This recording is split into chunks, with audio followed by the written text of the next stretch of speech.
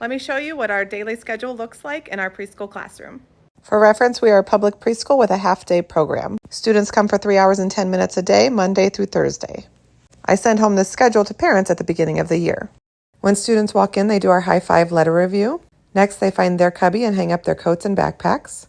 Then they have to answer the question of the day before they play. These are always repetitive reading questions so that they can read them independently. Right now we have would you rather questions. Would you rather eat broccoli or cucumbers? Next is table time. Students can get bins, trays, puzzles, or whiteboards, or they can go to the library center and read a book. Although it's called table time, I also let them go with bins to the carpet as long as they're sitting and playing during this time. Next is our calendar time. This is different every day. Sometimes it's 1 to 2 minutes, sometimes it's 10 minutes. We're going to go over our question of the day, then we're going to choose our leader of the day. For the calendar, we might do syllables, talk about the month, count the days, do patterns, sing the days of the week, talk about birthdays, count how many days until our special day coming up. So many possibilities. Here's our daily schedule that students can look at. Now, ideally, I would go to recess after our calendar time, but unfortunately with our schedule at our school, it doesn't work out that way, so I have to go straight into my lesson time. Because of this, I know that students need to get up and moving, so I made these movement cards that we do in between. My students absolutely love these. They can't wait to see what we're pretending to be next. After we get all of our wiggles out, it's time for our daily lesson. This lesson is based on our learning targets that I have organized by month.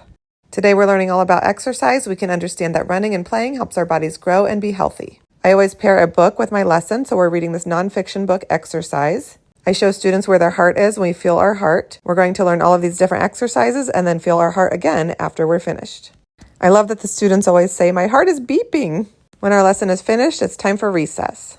We have a fenced-in playground when it's nice outside and a gym for when it's cold or rainy. When we come in, it's time to wash our hands and get ready for snack. Hand washing is one of our standards for the month of November. I like to come in and make sure they're getting water first and then lots of bubbles. On the first Monday of each month, parents send in 1 snack and 1 bottle of juice to be shared with the class. We pull out 2 snacks each day and students can have a choice of 1 or both. When they're finished with snack, they have to raise their hand and ask to be excused. This is ideal because students that are still working on snack can stay there as long as they need to. Next is the biggest chunk of time in our day is free choice centers. I'm a huge advocate for free choice centers where students can play where they want, with who they want, and for as long as they would like. Students have a name tag with a Velcro dot on the back. They have to take this to each center, and each center has a certain number of students allowed there. Their job is to clean up their center before they leave and find a new one. If there are many students waiting on a center, we'll use sand timers, or students will just use their problem-solving skills and say, "Can I have a turn when you're finished?" and then find another place to play. I set my centers up to have a lot of the learning targets within them, but I don't worry if students get to every center. Play is learning in preschool, and you learn so much more when you're interested in what you're doing.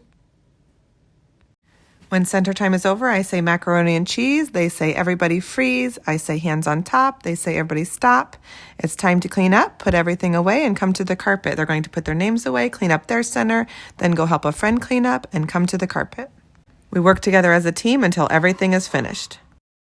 And for the last part of the day, we do books and songs. Our leader of the day is going to choose one of our song cards. Then we'll also do one of our brain breaks or computer songs as well.